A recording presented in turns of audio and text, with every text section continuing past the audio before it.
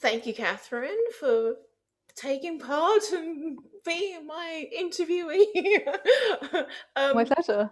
First question I have for you is a biggie, I guess. Um, why music?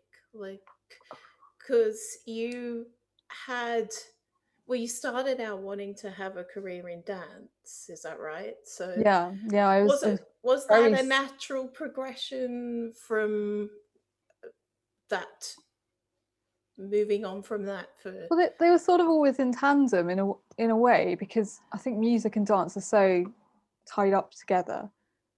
But I think and I always loved music and I was obsessed with records and albums. But I just think that I didn't think that I could do it because there was no one really very visible that wasn't just a front woman of a band or something like that. And I didn't want to do that. Secretly, I always wanted to make records. But I settled on training to become a dancer. And then I broke my back. I think that's pretty well known and sort of had to change gear. But music was always there anyway. I'd played in orchestras as a teenager.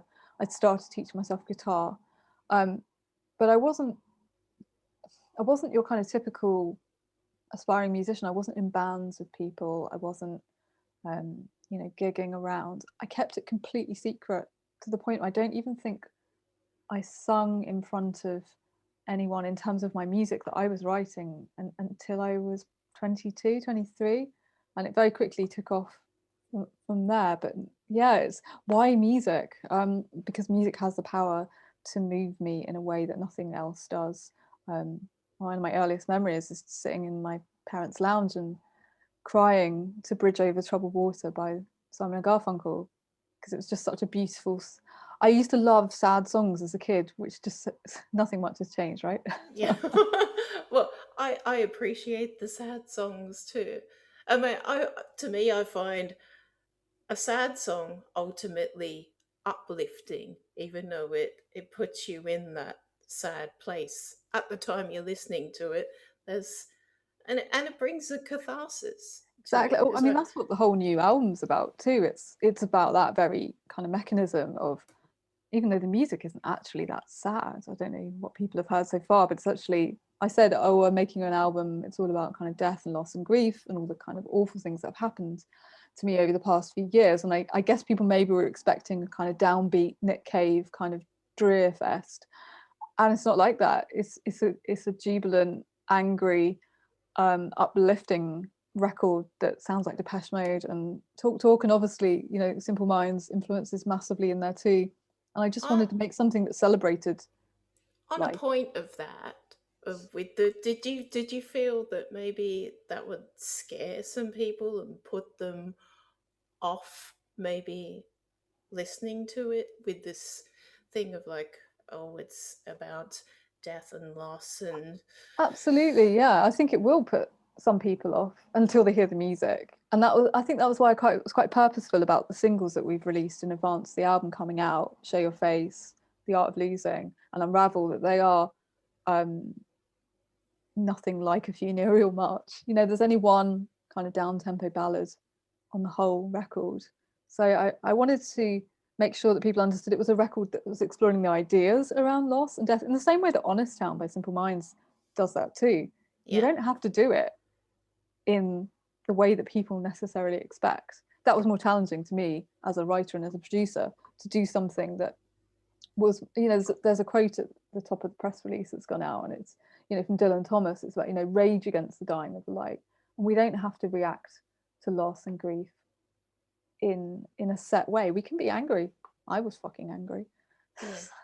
I was really angry. So I guess it's just a really honest record. And like you say, the way that music can kind of carry you through and be ultimately uplifting and cathartic as well. That I wanted to capture something of that. And for that, I think my go-to band was Depeche Mode. I've always loved them, and I think they do that really well. They do the kind of dark jubilation, black Yeah. celebration. um Sorry, I will refer to my notes, sorry. um you brushed upon about um having the guitar and teaching yourself that. How did you go about teaching yourself the instruments that you play? Like, I what? nicked my sister's guitar. One. So my sister was getting lessons at school, and then she kind of lost interest, and I just nicked her guitar and kind of got her to teach me a few chords. And within like 2 weeks, I was better than her, and she was so angry with me that she gave up. She just gave. I just had a more of a natural kind of ability to do it, I guess. And I did learn some other songs. I learned some stuff by the Manics, who were my favourite band at the time. I learned some Radiohead covers just to kind of work out some interesting chords that weren't just, A minor, E minor, D, C, the usual stuff. Because I knew I wanted to write songs. So pretty much within the first month, I was writing my own stuff. Um, so it was never about kind of wanting to play and play other people's music. It was Mhm. just, and that's always been my approach to learning an instrument, is I'll just teach myself enough to write on it. And it's the Yeah. same with piano. I didn't pick that up till I was at university at all. And I remember everyone in my halls laughing at me because I used my student loan to buy like this really kind of not great keyboard from Argos of all places, high class. And they all were like quite posh people, and they all had like their grade 8 piano, and they were just like laughing at me, going, "What are you doing?" And I remember at the time I was interning at Sony Music as well, and the guy who was my boss equally was taking the piss out of me. And I said, "Well, how do you know I'm not going to be the next Fiona Apple? And if he's watching this," basically, but in the nicest possible way. I think people underestimate you. They think if you haven't been doing it, since you were like 4 years old, Yeah. there's many routes into music. And I always say it's never too late, if you love something. And I kind of had to change paths. So set my mind to it. And whenever I set my mind to something, I absorb myself in it completely. So yeah, I just noodled around and figured out what I needed to know. I can't explain how I learn instruments. I can't play the drums very well yet, but Hey, join the club. hard. It's really hard. I played a bit of drums on the new record. I That think I've realized tough. that now that I'm going like I'm just come in at well, I'm 50 now, but come in just before the age of 50 wanting to learn probably in the end what is the toughest instrument to I think it learn. is. I think it is. Someone that finds instruments fairly easy to learn, I would say that drums is, and also I'm really coordinated. I danced. Um, so yeah, drums are really hard, but doesn't mean it's not worth doing. Yeah.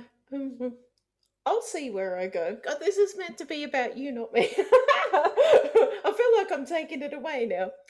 Um, so well, actually, I think I should ask this question next because it leads on from what you've just said. Um, the writing process for you, is it notation and then formulating a song from that? Is it a melody that you hear and words Good come question. through I, that? I, Or I was about to get my hands and knees and grab some of my studio notebooks, because you'll see that it's a mixture of all those things.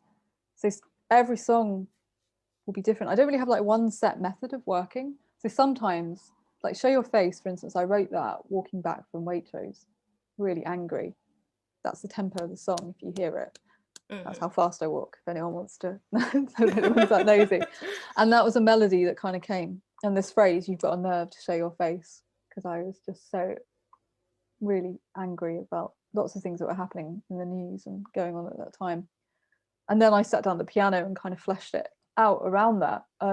Other times it will be kind of notating things down in kind of chord charts if I'm playing on the guitar.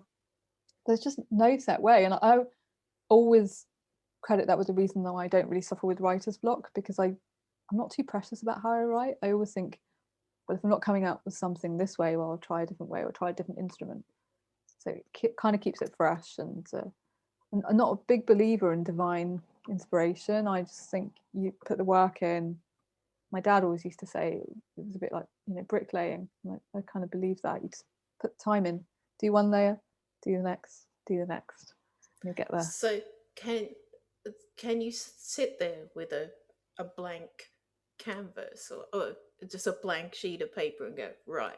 I have to. I mean, Just for this record in particular, I had my final drum session booked in at Conk, so in Ray Davies' studio, and it was the night before the session, and I hadn't got enough songs to fill the session, and I thought I don't want to waste any money, and I wrote The Art of Losing that night. I just sat in front of the AB6 synthesizer and was like, right, got to write something. Got this title, gonna do it. I know roughly what I wanted, and I just forced myself to come up with something. And I didn't have the melody for the chorus when I went into the session, and just added that on kind of subsequently. But yeah, I can. It's terrifying, but I've done it enough now to know that it will happen. I have yeah. faith, if that makes sense. I have faith that I'll come up with something, and I have faith that it'll be, if I work at it hard enough, it'll be decent too. So the with the art of losing, the cover art obviously means that books are a massive influence on you. Um, is there a writer? Or Just it's happens to it's be it's next to me. fantastic. Um, is there a writer that you hold in high esteem? Someone that you feel is not appreciated, This is a needs to cruel be question to pick known? one person, because obviously I think I've got a PhD in literature, so my other huge love is books. To pick one is like saying pick your favorite band. I think a writer who probably doesn't get as much credit as they deserve for me is Anaya Snin. So she is mostly famous or known for her diaries. I Mm-hmm. think people kind of deride her a bit for that, because, as I think happens often with women when they write in the confessional or diary mode, people just assume that there's no skill to that. And she used her life as her material. But she's an incredible writer, an incredible stylist, and a beautiful prose writer. And she basically only published erotica and pornography and her diaries during her lifetime. And it's, I think she needs, Henry Miller got all the credit, and those two were an item for a while. And I just think she isn't as lauded as she should be. So Anaya Snin, if you don't know her work, check her out. I She's don't, incredible. and I will, It's because some of it's quite filth, I must warn you, but that may I, also recommend it. I'm not going to say anything. Actually, I think you would really enjoy Anaya Snin. Now I come Well, to think of it. as for someone who's a diarist, for me, like the first person who I remember reading anything of who just really influenced me massively was Anne Frank.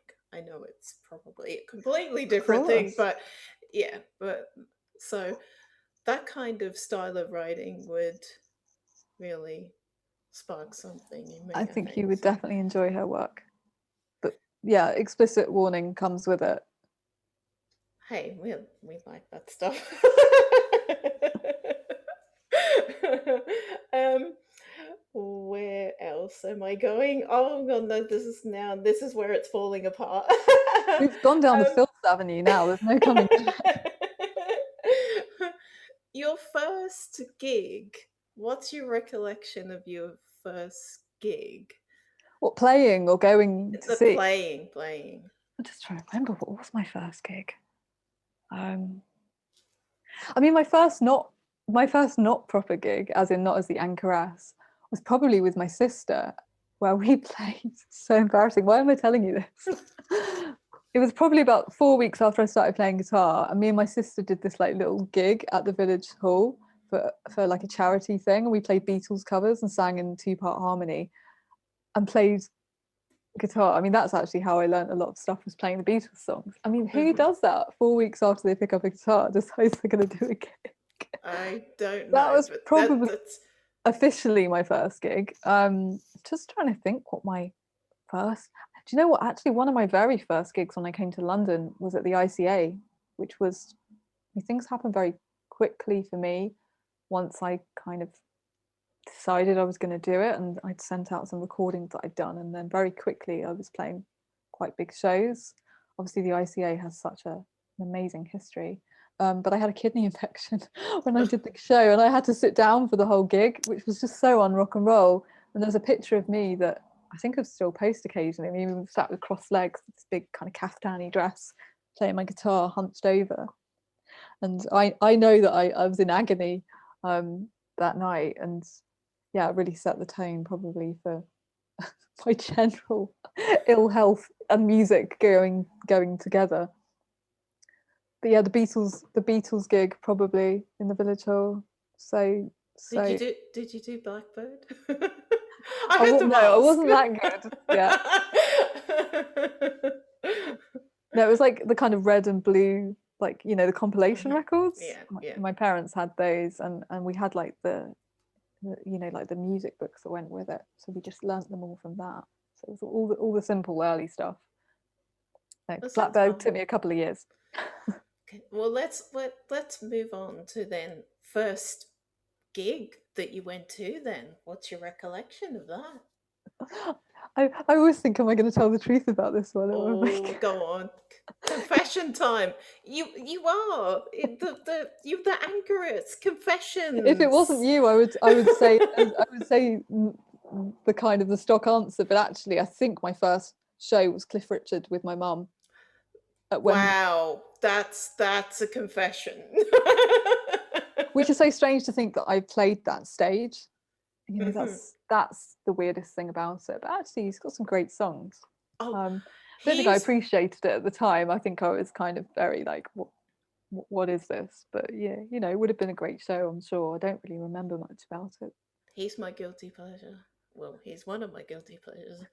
I love Devil Woman and Wired for Sound I was and about to say Wired for Sound is a great Dreaming. song. I love Dreaming. We don't talk anymore. Great, I mean, great songs. Great songwriting teams that were kind of feeding him Yeah, material. yeah, Yeah, we won't knock Cliff. Actually, maybe I should be loud and proud about that. yeah. Thanks, Mum. Big ups to Cliff. um, so you've had a career both as a solo artist and in a band.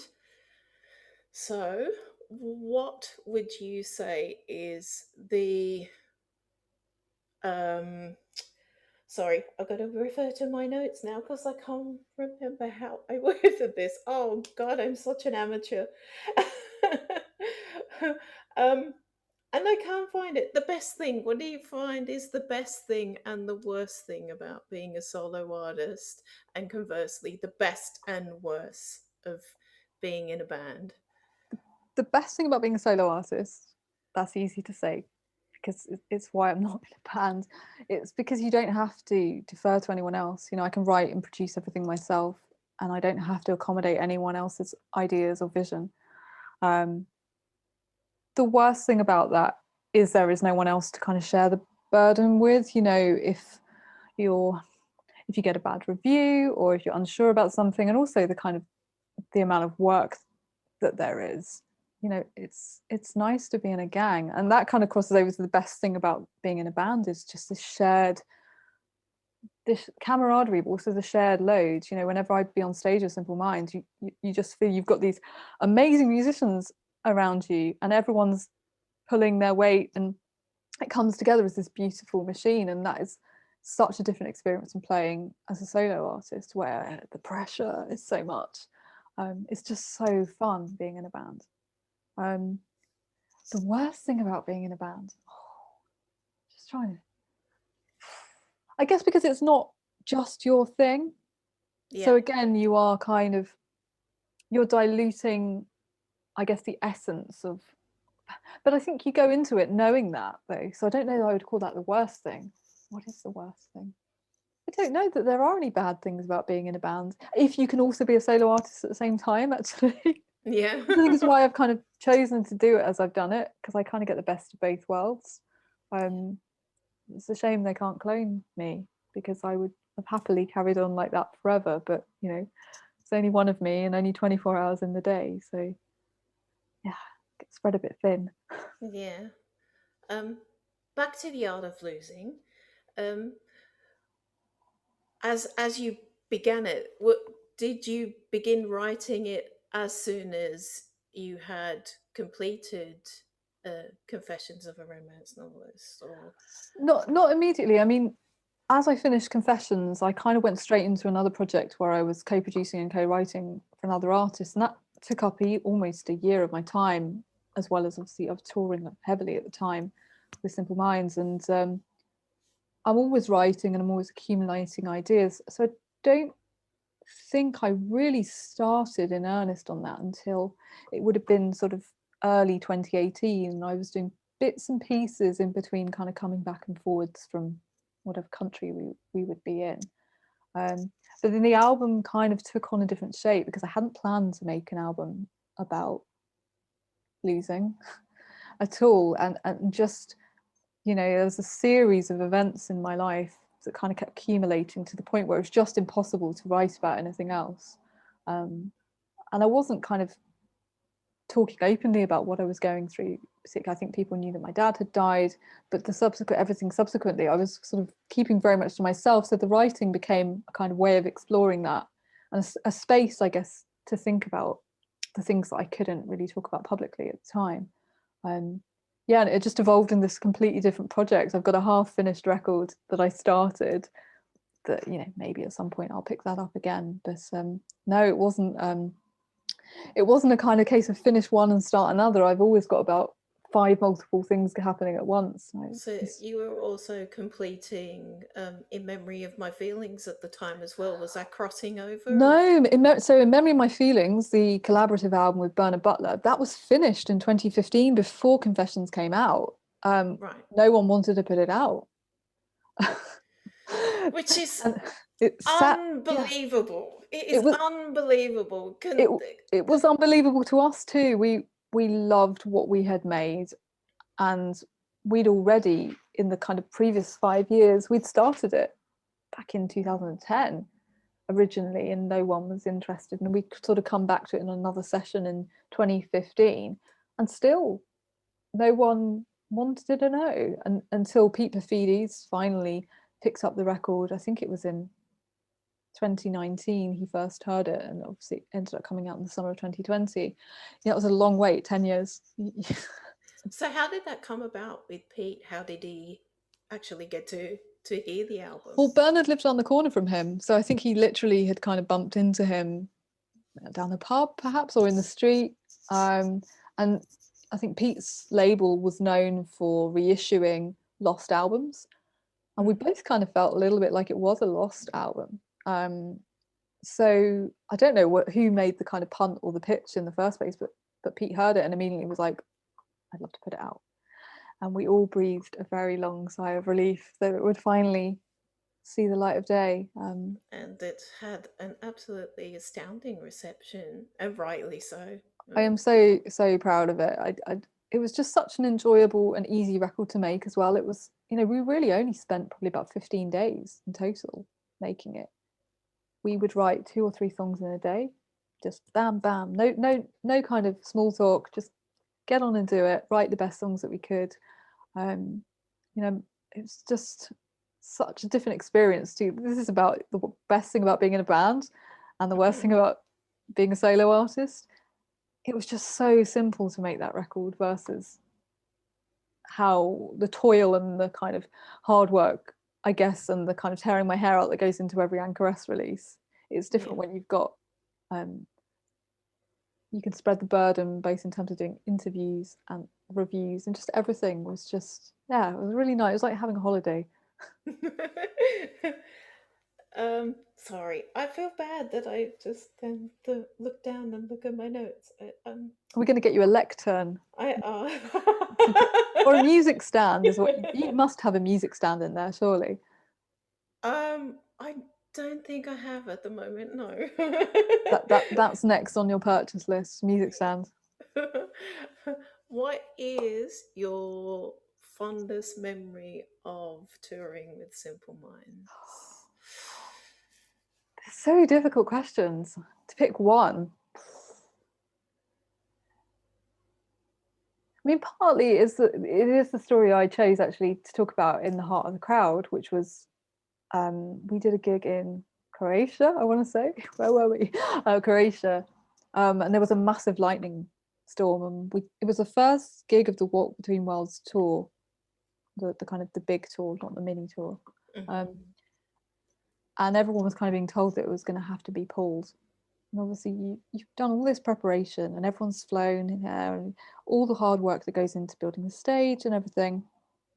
And just the way that the crew, who are just so incredibly talented, you have no idea, these are the unsung heroes of the whole story of Simple Minds, how they managed to make it safe for us, to make Mm-hmm. it safe for the crowd, to just come up with these ingenious like inventions that did involve a lot of plastic and sticky tape to make sure that none of us would get electrocuted or fall over on our arse on the stage.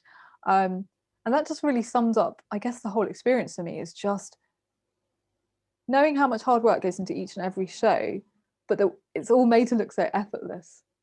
And just the sheer amount of skill and I guess years and years of wisdom that are in that whole team, and how I was so lucky to absorb even a tiny bit of that. It was a bit like going to what I call like stage university for 4.5 years, where I just got to study with the greats, and they taught me everything that they knew, and they really were so generous with their time and wisdom. So I think that's my best memory, probably how much I learned and how just how generous everybody was with me, because I was just this little kind of girl really who was quite scared. Going from playing in front of 500 people to our Mm-hmm. first show in Lisbon, which was 7,500. I was terrified, It's yeah. and everyone just made it as comfortable for me as they could and helped me and supported me through that whole kind of steep learning curve of the first few weeks.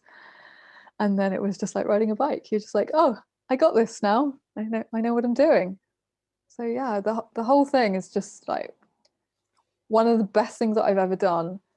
I never thought I would say yes to doing something like that in my life, and I probably wouldn't have if it hadn't been for my dad um, getting his terminal diagnosis. I think that gives you a different sense of life, and you suddenly want to seize it. So yeah, I'll have to write a book one day, maybe in like 40 years' time, and write down the bits and pieces that I do remember of hotel rooms and cities I didn't see, and I saw a lot of the inside of planes. So You would do. Um, oh, sorry. I hope I could chop this off. I'm having a good nose around your room now. What drum pedal is that? I think it just came with the thing. It's whatever it is. Don't know. Yamaha thing. I think. Isn't it? Oh, no. What have I got? I don't know. Yeah, I got it. I think. I'm gonna take a screenshot and find out later. I should know, shouldn't I? For my It's, research, obviously, because I need to get better at the drums. So this year has been, well, not this year. Well, hopefully this year is going to be better, but 2020 had been a bit of a turkey, to say the least. The whole lockdown thing. When we finally actually come out, what is the one little thing that you're really looking forward to being able to do? do you know what, for me, because I've been shielding the whole time, Hmm. I'm actually just looking forward to going to the supermarket, because I've been surviving with online orders, and people dropping stuff on the doorstep, and just looking forward to having a little mosey around, Tesco's, Yeah. and just that's it. The simple pleasures. I actually always used to look forward to that when I come back from tour, actually, because you never get to go to the supermarket when you're on tour. And I used to love it. Would be like a real treat to go to like Waitrose or Morrison's. It sounds really sad, doesn't it? But it No, is the it little doesn't. things. I like on the rare occasions when I am in another country, I like to go to a supermarket in another country. I like foreign supermarkets here. I love going into Polish supermarkets. They do wonderful desserts. Oh, That's why you're it making brings me miss me in. London now. You're making me miss it. um, one final question. a bit of a personal one, but I know prior to lockdown, you were having driving lessons and you were going for your test, as far as I remember. Are you gonna take it up again? Like, are you gonna get I will have to? to, yeah, but not imminently. I think I've just postponed my theory. It's been so long that my theory test has run out now, so I have to take my theory test again. Um, I can drive. I just Mm. haven't bothered to ever book my test. I learnt to drive just before, actually. I was about to take my test before. What's I'm trying to remember what the show is called.